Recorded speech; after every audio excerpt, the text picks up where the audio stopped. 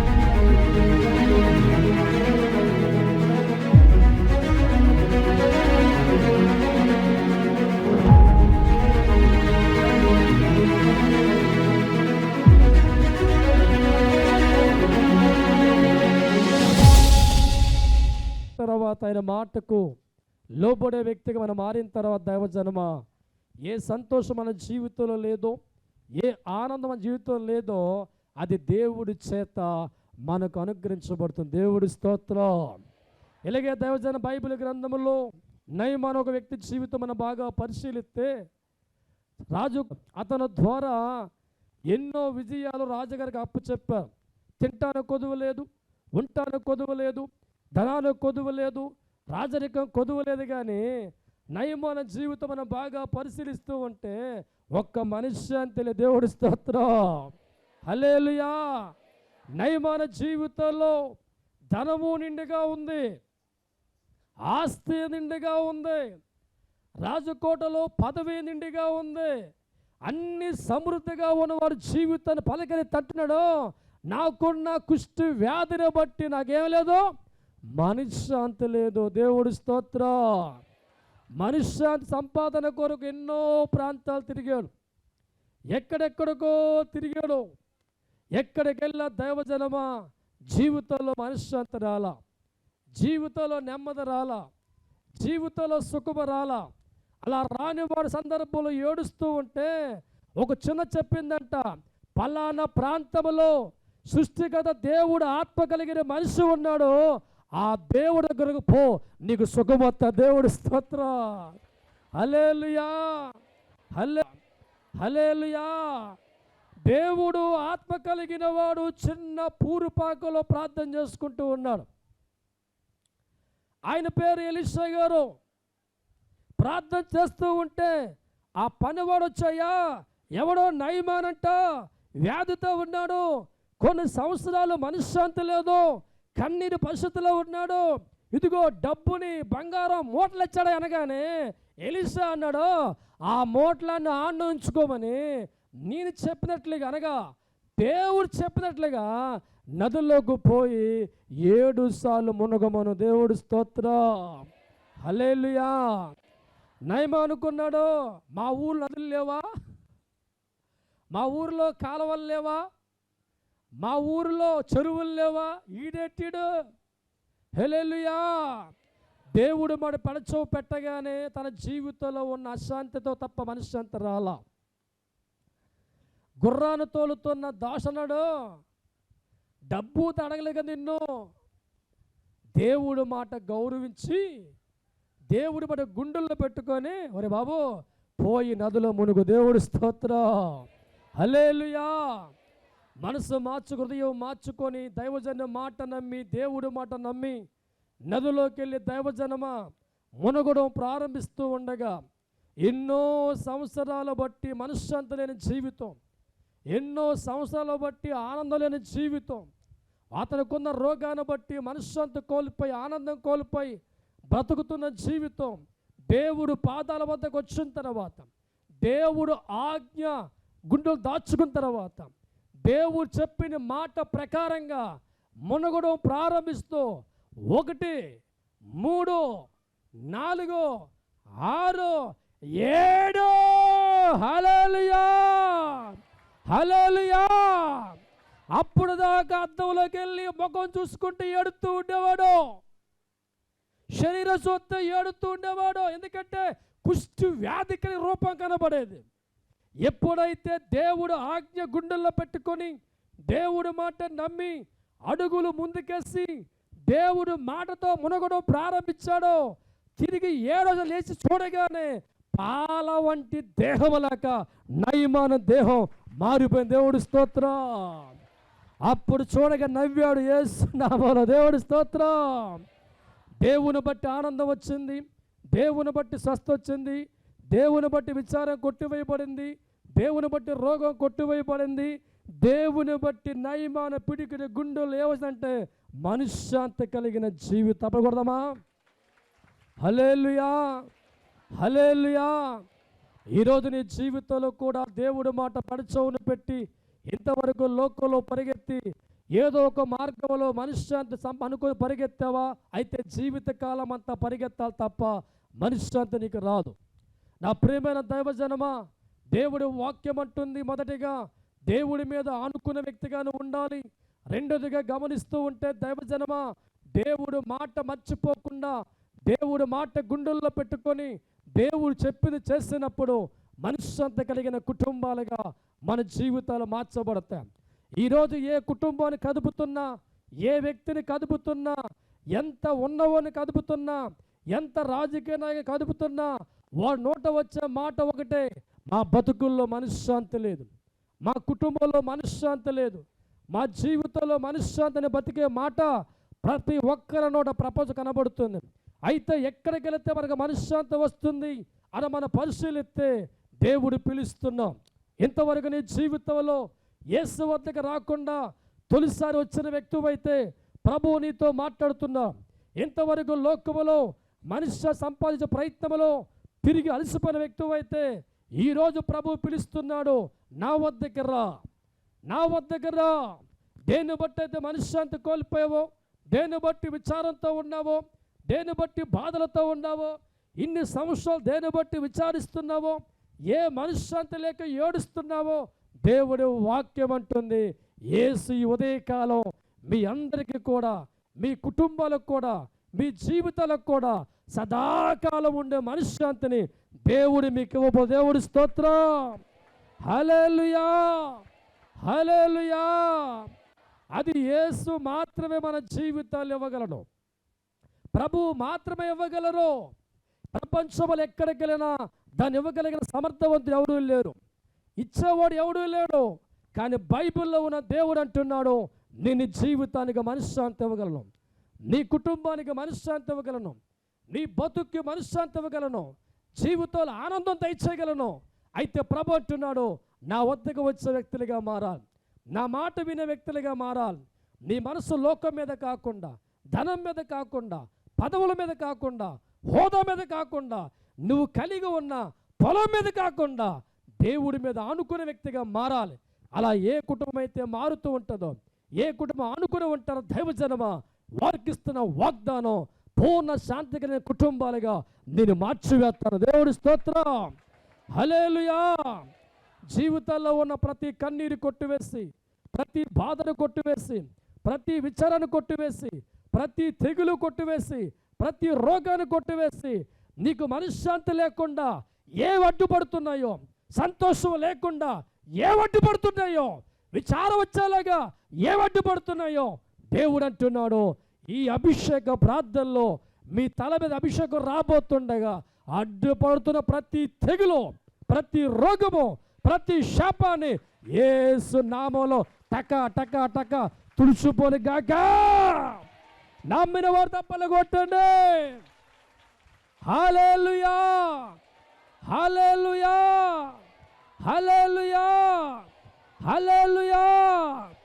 లూకా సువార్త 6వ అధ్యాయము, లూకా సువార్త 6వ అధ్యాయము 12వ వచనం ధ్యానం చేసుకుందాం. లూకా సువార్త 6:12. ఆ దినములయందు ఆయన ప్రార్థన చేయుటకు కొండకు వెళ్ళి దేవుని ప్రార్థించుటయందు రాత్రి గడిపెను.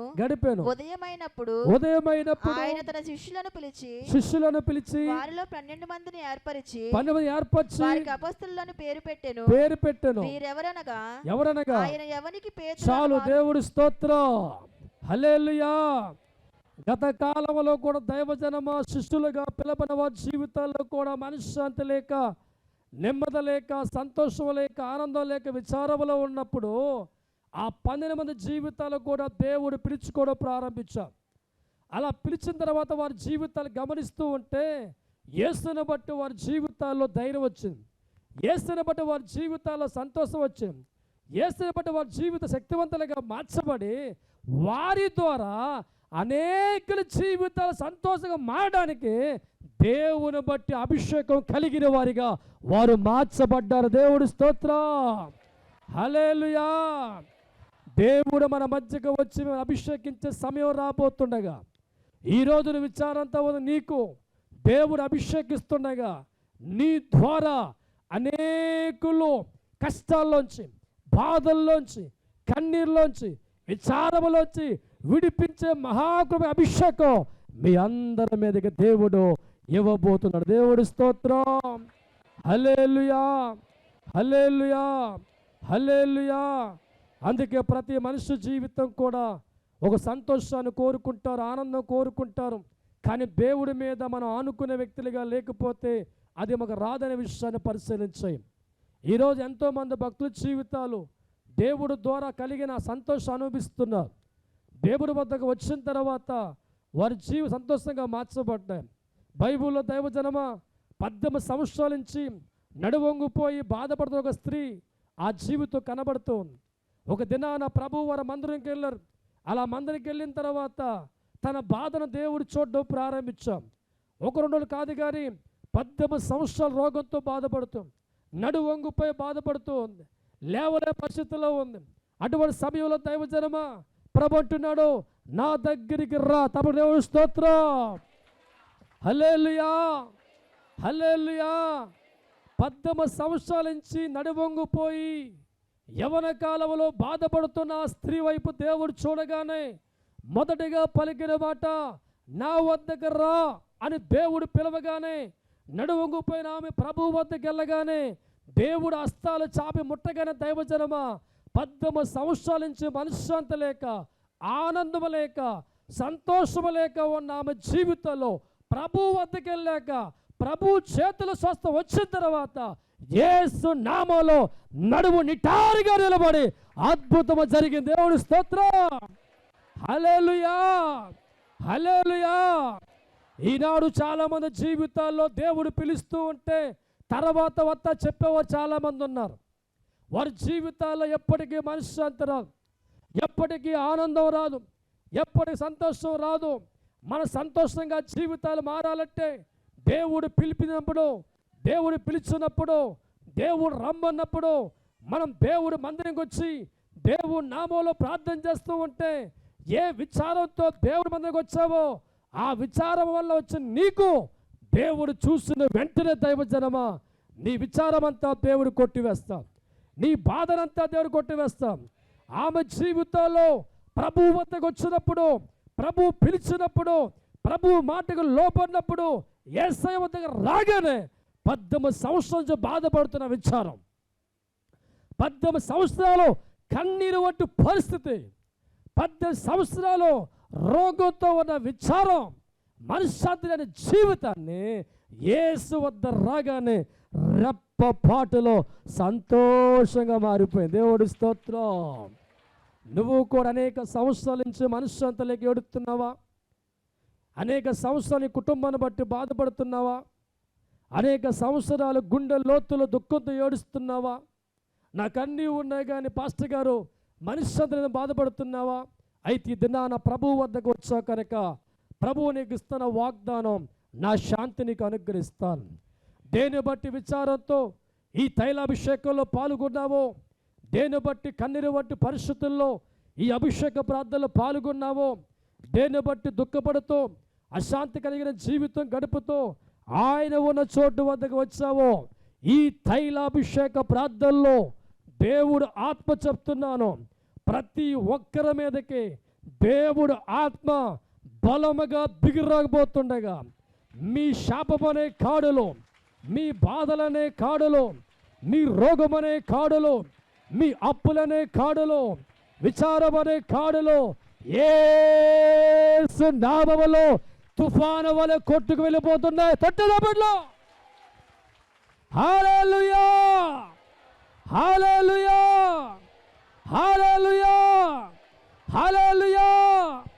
మీ విచారములు, దుఃఖ దినములు ప్రభు నామాను బట్టి కొట్టివేయబడుతుండగా, యేసు నామాను బట్టి ఒకేసారి దేవుడు నామం తప్పట్లు కొడుతూ దేవుడు మహిమపరచండి. హల్లెలూయా, హల్లెలూయా. ఇక నీ జీవితంలో విచారం చోటు లేకుండా ఈ అభిషేక ప్రార్థన చేయబోతుంది. ఇక నీ కళ్ళల్లో కన్నీరు రాకుండా ఈ అభిషేక ప్రార్థన చేయబోతుంది. ఇక నీ కడుపు శోకం లేకుండా ఈ అభిషేక ప్రార్థన చేయబోతుంది. ఇక నీకున్న దుఃఖ దినములు లేకుండా ఈ అభిషేకం చేయబోతుంది. ఇక ఈ అభిషేక ప్రార్థనలో ప్రభు వద్దకు వచ్చావు కాబట్టి రాసుకుని డైరీలో ఇక నువ్వు ఆనందిస్తూనే ఉంటావు, సంతోషిస్తూనే ఉంటావు, పరుగులు పెడుతూనే ఉంటావు, దేవుడు మహిమపడుతూనే ఉంటావు. ఎల్ల కాలము నీ కుటుంబం దేవుడి సన్నిధిలో వర్ధిల్లుతూనే ఉండబోతు. తప్పలకూడదు. హల్లెలూయా, హల్లెలూయా. అభిషేకం వస్తుంది మొగరదం జనులారా, తల వంచు. అభిషేకం వస్తుంది జనులారా, తల వంచు దేవుడికి, తల వంచు దేవుడికి. బలమైన దేవుడు దిగి వస్తున్నాడు, శక్తి కలిగిన దేవుడు దిగి వస్తున్నాడు. బలమైన దేవుడు దిగి వస్తున్నాడు, శక్తి కలిగిన దేవుడు దిగి వస్తున్నాడు. ప్రతి శాపము, ప్రతి రోగము అభిషేకములో స్వస్థతపరిచెను. ప్రతి శాపము, ప్రతి రోగముతో అభిషేకములో స్వస్థ. యేసయ్యా, యేసయ్యా, యేసయ్యా, యేసయ్యా, యేసయ్యా, యేసయ్యా. నా యేసయ్యా, నా యేసయ్యా, నా యేసయ్యా, నా యేసయ్యా, నా యేసయ్యా, నా యేసయ్యా, నా యేసయ్యా. అందరూ మోకరించి ప్రార్థనలు ఏకీభవించు. దేవుడితో మాట్లాడతావా? సంవత్సరాలు గడిచిపోతున్నా మనశ్శాంతి లేక బ్రతుకుతున్నావేమో, జీవితంలో మనశ్శాంతి లేక చచ్చిపోదాం అనుకుంటున్నావేమో.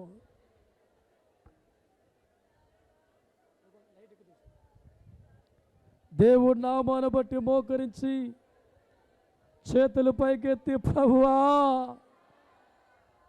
నాకు మనశ్శాంతి లేదయ్యా, నా కుటుంబానికి మనశ్శాంతి లేదయ్యా, నా జీవితంలో మనశ్శాంతి లేదయ్యా. దేవుడితో మాట్లాడు.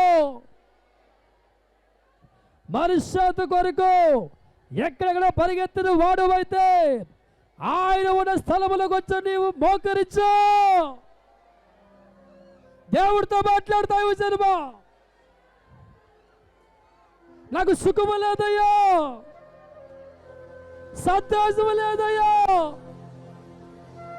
20 సంవత్సరాల నుంచి ఏడుస్తూనే ఉన్నానయ్యా. నాకు మనశ్శాంతి కావాలయ్యా. నువ్వు ఇవ్వగలవని వచ్చారు తండ్రి. సర్వెత్తి దేవుడితో మాట్లాడు, ప్రభుతో మాట్లాడు. ఆయన మన మధ్య ఉన్నారు. ప్రభుతో మాట్లాడు. కన్నీళ్ళ మధ్య వచ్చానయ్యా, రోగాలతో పడి ఉన్నానయ్యా, అప్పులతో పడి ఉన్నానయ్యా, పేదవాడిగా ఉన్నాను బాబు. ఆశపడిన కార్యం ఎదురు వెళ్ళిపోతుంటే మనశ్శాంతిలోకి వచ్చాను. ప్రభువా, చేతులు పైకెత్తి నీ ప్రభుతో మాట్లాడు. దేవుడు పిలుస్తున్నాడు, దేవుడు పిలుస్తున్నాడు, దేవుడు పిలుస్తున్నాడు. కన్నీళ్లతో ప్రభుతో మాట్లాడు. యేసయ్యా, సగ జీవితం అయిపోయిందయ్యా, ఇప్పుడు దాకా నాకు మనశ్శాంతి లేదయ్యా. సగం జీవితం ముగిసిపోయింది బాబు, నా బతుకులో సంతోషం లేదయ్యా. బాధల్లోనే నా బతుకు తెల్లారిపోతుంది. ఈరోజు ప్రభుతో మాట్లాడి, ప్రభువా ప్రభువా మనశ్శాంతి ఇవ్వండి అయ్యా, మనశ్శాంతి ఇవ్వండి అయ్యా. నేను ఎక్కడికి వెళ్ళాలో దొరకదు బాబు. నా డబ్బు నాకు మనశ్శాంతి ఇవ్వలేదయ్యా, నా పొలాలకు మనశ్శాంతి ఇవ్వలేవయ్యా. యేసయ్యా, స్వరమెత్తి ప్రభువును పిలవండి.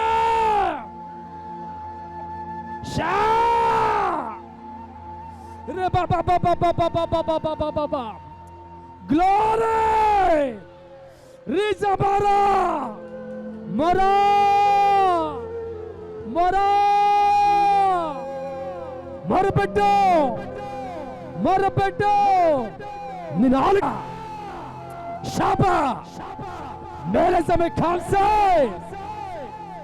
దేవుడు ఆలకిస్తుండగా సరబెత్తి సరబెత్తి, యేసయ్యా దావీదు కుమారుడా, రక్షకుడా, పూర్ణ శాంతించువాడా, నీవు తప్ప ఎవరెవరు, నీవు తప్ప ఎవరెవగలరయ్యా, మాకెవరెవగలరు తండ్రి. యేసయ్యా, యేసయ్యా, ప్రభువా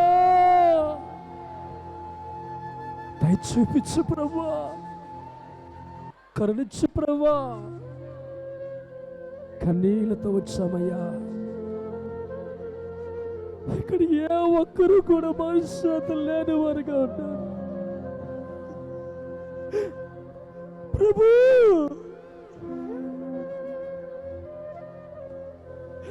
దేవా, ఇన్ని వేల మధ్యలో ఒక్కరు చెయ్యత్తలేదయ్యా.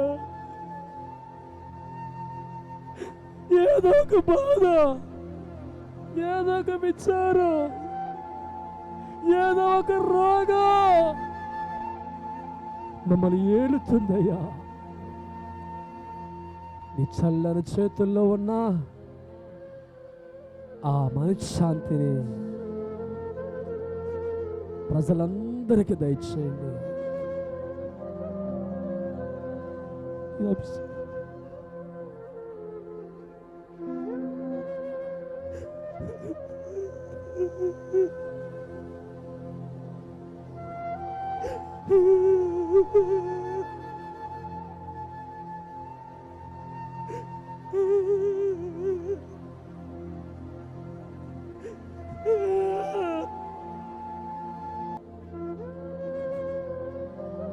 యెహోషువ,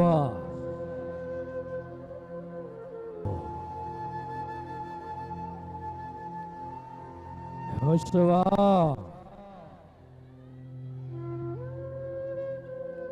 భయపడకు. ప్రతి మనిషిని చూస్తున్నాను.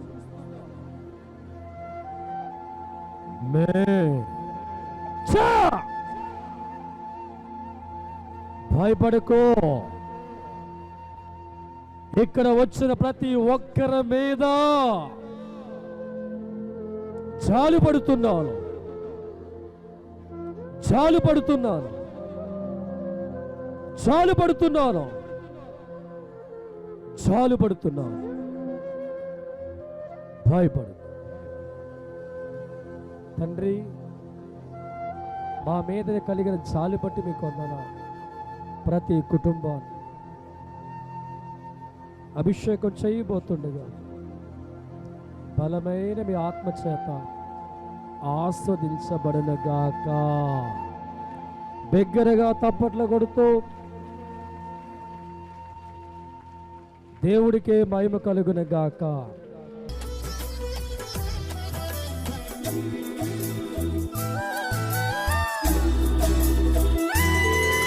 కృపాక్షేమము నీ శాశ్వత జీవము, నా జీవిత కాలమంతయు నీవు దయచేయువాడవు. కృపాక్షేమము నీ శాశ్వత జీవము, నా జీవిత కాలమంతయు నీవు దయచేయువాడవు. మహోన్నతమైన నీ ఉపకారములు తలంచుచు